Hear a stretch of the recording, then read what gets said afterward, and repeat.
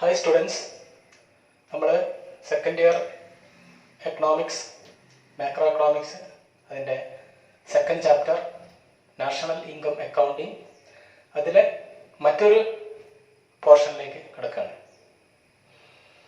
നമ്മൾ കഴിഞ്ഞ ക്ലാസ്സിൽ basic concept related to macro economics അതാണ് നമ്മൾ പഠിച്ചുകൊണ്ടിരിക്കുന്നത്. എന്തൊക്കെ പഠിച്ചിട്ടുണ്ട്? Final goods, intermediate goods, stocks and flows, depreciation, inventories, ഇത്രയും ആശയങ്ങൾ നമ്മൾ പഠിച്ചു കഴിഞ്ഞു. ഇന്ന് നമുക്ക് പഠിക്കാനുള്ള മറ്റൊരു ആശയമാണ് gross investment and net investment. Gross investment, net investment വ്യത്യാസം. എന്താണ് ഗ്രോസ് ഇൻവെസ്റ്റ്മെൻറ്റ് അല്ലെങ്കിൽ ഇൻവെസ്റ്റ്മെൻറ്റ് എന്ന് പറഞ്ഞാൽ? എക്കണോമിക്സിൽ ഇൻവെസ്റ്റ്മെൻറ്റ് എന്ന് പറയുന്നത് ഒരു പ്രത്യേക അർത്ഥത്തിലാണ്. നമ്മൾ സാധാരണ ഭാഷയിൽ ഇൻവെസ്റ്റ്മെന്റ് എന്ന് പറഞ്ഞാൽ, നിക്ഷേപം എന്ന് പറഞ്ഞാൽ എന്താണ് അർത്ഥമാക്കുന്നത്? ഉദാഹരണത്തിന് ബാങ്ക് നിക്ഷേപം, സ്റ്റോക്ക് മാർക്കറ്റിൽ നിക്ഷേപം, ഓഹരിയിൽ നിക്ഷേപം, ഇതൊക്കെയാണ് നമ്മൾ സാധാരണ ഭാഷയിൽ അർത്ഥമാക്കുന്നത്. എന്നാൽ എക്കണോമിക്സിൽ ഇൻവെസ്റ്റ്മെന്റ് എന്ന് പറഞ്ഞാൽ അതല്ല.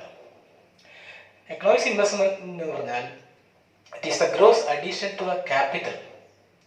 മൂലധന വസ്തുക്കൾ ഉണ്ടാവുന്നതാണ് എക്കണോമിക്സിലെ ഇൻവെസ്റ്റ്മെന്റ് എന്ന് പറയുന്നത്. It is a gross addition to the capital in the economy. നമ്മൾ നേരത്തെ ഒരു രാജ്യത്ത് ഉൽപ്പാദിപ്പിക്കുന്ന സാധനങ്ങളെ രണ്ടാക്കി തരംതിരിച്ചിരുന്നു അല്ലേ? Final goods, intermediate goods.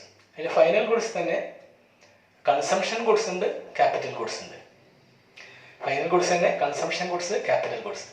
ഈ ഉൽപ്പാദനത്തിൽ ക്യാപിറ്റൽ ഗുഡ്സ് ഉണ്ടാവുന്നതാണ് ഇൻവെസ്റ്റ്മെന്റ് എന്ന് പറയുന്നത്. ഇപ്പോൾ ഈ ക്യാപിറ്റൽ ഗുഡ്സ് എന്ന് വെച്ചാൽ ഒരു രാജ്യത്തിൻ്റെ വളർച്ചയ്ക്ക് ഏറ്റവും ആവശ്യമാണ്. ഉൽപാദനം നടക്കണമെങ്കിൽ ക്യാപിറ്റൽ ഗുഡ്സ് വേണം. Machines, tools, equipments, road, railway, പാലങ്ങൾ, ഇങ്ങനെയുള്ള ഒക്കെ വേണം. ഇതിനെയാണ് എക്കണോമിക്സിൽ ഗ്രോസ് ഇൻവെസ്റ്റ്മെന്റ് എന്ന് പറയുന്നത്. Total addition of capital goods in an economy അതാണ് gross investment. Gross addition, gross investment means gross addition to capital stock. ഒരു രാജ്യത്തിൽ മൂലധന വസ്തുക്കൾ വർദ്ധിക്കുന്നതാണ് ഇൻവെസ്റ്റ്മെന്റ് എന്ന് എക്കണോമിക്സ് പറയുന്നത്. Then gross investment is that part of final outputs that comprises of capital goods is called gross investment. ഇപ്പോൾ ഒരു രാജ്യത്തിൽ മൊത്തം ക്യാപിറ്റൽ ഗുഡ്സിനെയാണ് നമ്മൾ ഗ്രോസ് ഇൻവെസ്റ്റ്മെന്റ് എന്ന് പറയുന്നത്. എന്തൊക്കെ അത് പെടും നോക്കൂ. റോഡുകൾ വരും, roads, railways, airport, bridges, dam, vehicles, machines, tools, buildings, storehouses, ഇതെല്ലാം പെടുന്ന ഒരു രാജ്യത്തിന് വരും വർഷങ്ങളിലൊക്കെ ഉൽപ്പാദനത്തിന് ആവശ്യമായ മൂലധന വസ്തുക്കൾ പെടുന്നതാണ് അതിൻ്റെ total addition of capital goods. അതാണ് നമ്മൾ ഇൻവെസ്റ്റ്മെന്റ്, ഗ്രോസ് ഇൻവെസ്റ്റ്മെന്റ് എന്ന് പറയുന്നത്. ഇനി നമ്മൾ കഴിഞ്ഞ ക്ലാസ്സിൽ പഠിച്ചിട്ടുണ്ട് മൂലധന വസ്തുക്കൾക്ക് കാലാകാലങ്ങളിൽ തേയ്മാനം വരും, ഡിപ്രീസിയേഷൻ. മൂലധന വസ്തുക്കൾ ഉൽപ്പാദനത്തിന് ഉപയോഗിക്കുന്ന സമയത്ത് കാലാകാലങ്ങളിൽ അതിൽ ഡിപ്രീസിയേഷൻ വരും. ഇനി മൊത്തം മൂലധനത്തിൽ നിന്ന് ഡിപ്രീസിയേഷൻ കുറച്ചാൽ കിട്ടുന്നതാണ് നമുക്ക് ഇത് പറയുന്നത് നെറ്റ് ഇൻവെസ്റ്റ്മെന്റ് എന്ന് പറയുന്നത്. ഗ്രോസ് ഇൻവെസ്റ്റ്മെന്റ്, നെറ്റ് ഇൻവെസ്റ്റ്മെന്റ് വ്യത്യാസം അതാണ് മനസ്സിലാക്കേണ്ടത്.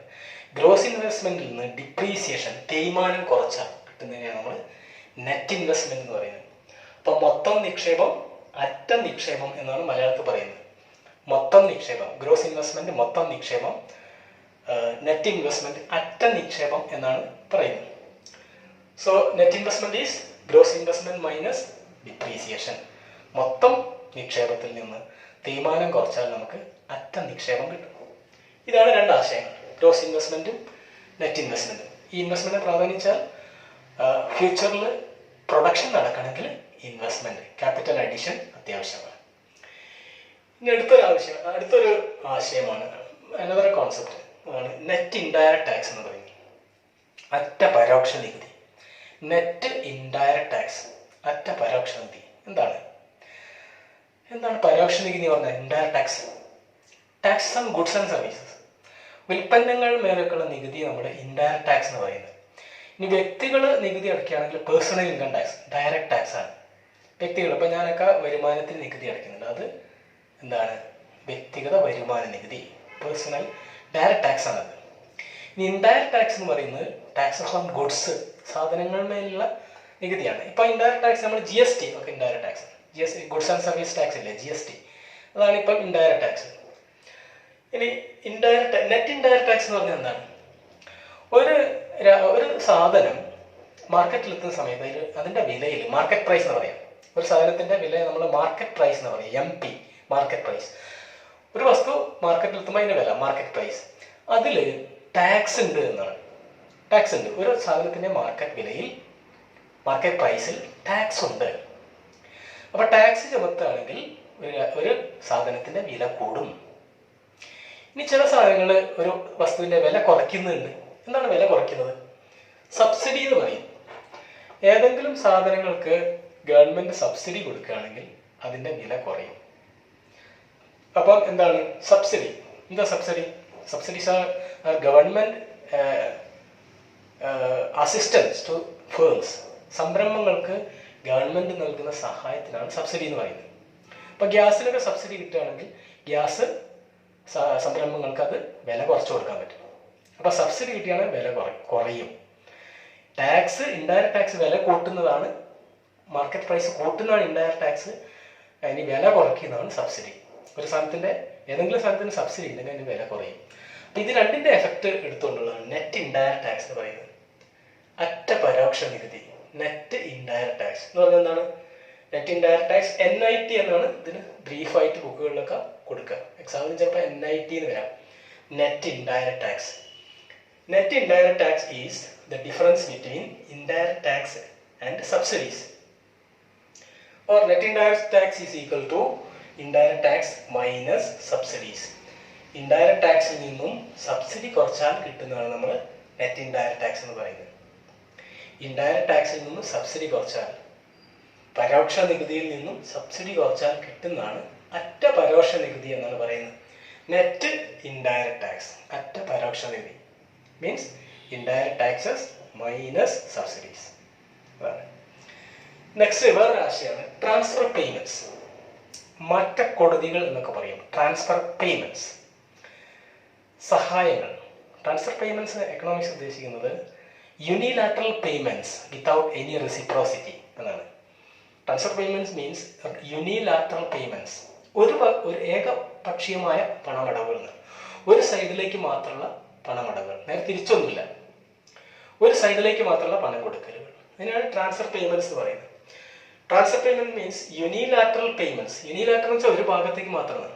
Unilateral payments for which no services are rendered. നേരെ തിരിച്ചൊന്നും കൊടുക്കണ്ട, ഒരു ഭാഗത്തേക്ക് മാത്രം പണം അടയ്ക്കുന്നത്, തിരിച്ചൊന്നുമില്ല.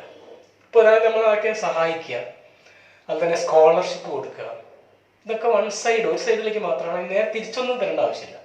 അപ്പം അങ്ങനെയുള്ള പണമടവുകളെയാണ് ട്രാൻസ്ഫർ പേയ്മെന്റ്സ് എന്ന് എക്കണോമിക്സ് പറയുന്നത്. Transfer payments are unilateral payments for which no services are rendered. തിരിച്ചൊന്നും കൊടുക്കണ്ട, ഒരു ഭാഗത്തേക്ക് മാത്രമുള്ള പണമടവുകൾ. Unilateral payments without any reciprocity, നേരെ തിരികെ ഒന്നും ലഭിക്കാതെ എന്നുള്ളതാണ് റെസിപ്രോസിറ്റി എന്ന് പറയുന്നത്. So transfer payments, unilateral payments for which no services are rendered. Example, ഒരു സൈഡിലേക്ക് മാത്രമുള്ള പണമടവുകൾ ഉദാഹരണം പറയാൻ പറ്റുമോ? നേരെ തിരിച്ചൊന്നും വേണ്ട. ഇപ്പം ഗവൺമെൻറ് നമ്മൾ ടാക്സ് കൊടുക്കുന്നു, ഗവൺമെൻറ്റിന് ടാക്സ് കൊടുക്കുന്നു, ഗവൺമെൻറ്റിലേക്ക് മാത്രം വേണം, നേരിട്ട് തിരിച്ചൊന്നും ലഭിക്കുന്നില്ല. ഇനി ഗവൺമെൻറ് സ്കോളർഷിപ്പ് പലർക്കും കൊടുക്കുന്നു, നേരെ തിരിച്ചൊന്നും ആ സ്കോളർഷിപ്പ് കിട്ടുന്ന ആൾ നേരെ പ്രത്യക്ഷമായിട്ടൊന്നും തിരിച്ചു കൊടുക്കേണ്ട ആവശ്യമില്ല. ഇനി വേറെ ഒന്ന് പെൻഷൻ, ഓൾഡ് ഏജ് പെൻഷൻ, ഒരു സൈഡിലേക്ക് മാത്രമുള്ള കൊടുക്കുക, അതിന് തിരിച്ചൊന്നും കൊടുക്കേണ്ട ആവശ്യമില്ല. അപ്പം അങ്ങനെയുള്ള വൺ സൈഡ് പേയ്മെൻറ്റ്, ഒരു സൈഡിലേക്ക് മാത്രമുള്ള പണമടവുകളെയാണ് നമ്മൾ എക്കണോമിക്സിൽ ട്രാൻസ്ഫർ പേയ്മെന്റ്സ് എന്ന് പറയുന്നത്.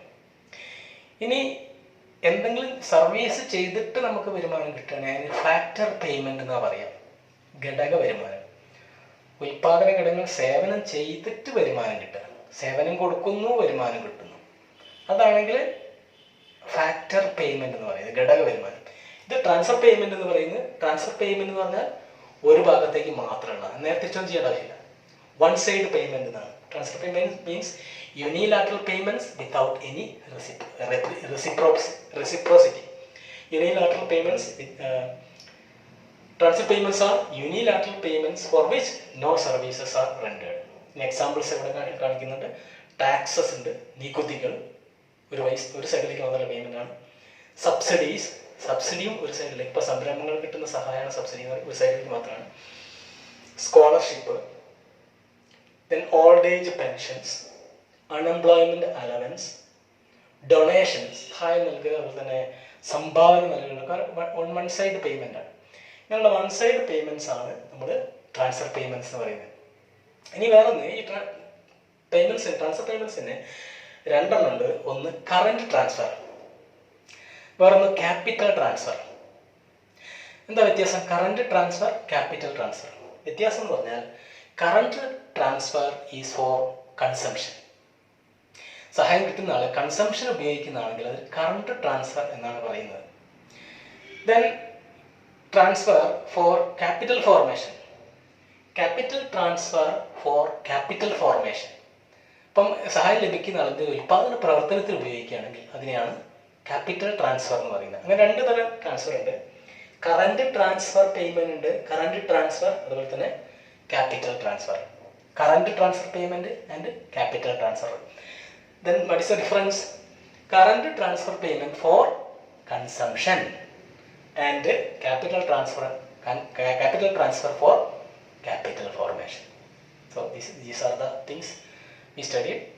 എന്തൊക്കെയാണെന്ന് വിളിച്ച് gross investment, net investment, net indirect tax എന്നുള്ള ആശയം, അതുപോലെ തന്നെ ട്രാൻസ്ഫർ പേയ്മെൻറ്റ് എന്നുള്ള ആശയം. ഇത്രയാണ് നമ്മൾ ഇന്നത്തെ ക്ലാസ്സിൽ നമ്മൾ പഠിച്ചത്. ഈ ആശയങ്ങളൊക്കെ പ്രത്യേകമായിട്ട് മനസ്സിലാക്കിയിരിക്കുക. കാരണം ഇനി അങ്ങോട്ടുള്ള ക്ലാസ്സുകൾ മനസ്സിലാവണമെങ്കിൽ ഈ ആശയങ്ങൾ വളരെ കൃത്യമായിട്ട് മനസ്സിലാക്കിയിരിക്കണം. Okay, thank U.